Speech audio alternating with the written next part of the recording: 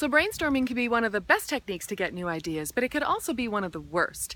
This week I'm at Mind Camp, which is a creativity camp for about 200 adults in Northern Ontario. There's people here from all over the world. And one of the things that I learned last night is something I'm going to share with you right now, which is about brainstorming. And sometimes with brainstorming, yes, it can be the best and it can be the worst. How can that be? It comes down to the third, which is actually the theme of the conference this year. So with the third of brainstorming, you know how when you run the tap water and you let it run for a few seconds before you get that nice, cool, clean water? That's a little bit like the third. We're letting the murky water, the cloudy water, the warm water get out of the pipes before we get to the really good, crisp and clear water. That's like the third with brainstorming. So with brainstorming, we tend to get all these ideas out there and then we stop.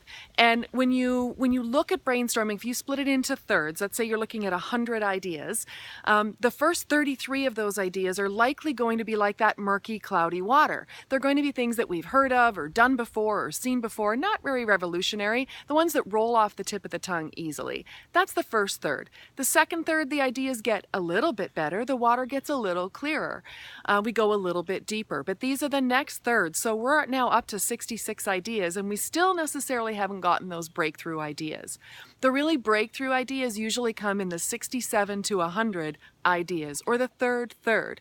When we've reached that wall and think we can't go any further, that's the sweet spot. That's when you have to start making really cool connections. You have to start looking at things in a different way. You have to start seeing how one thing relates to another differently. And you get those really unconventional, the crazy, the zany, the unheard of, unimaginable ideas. It's the third.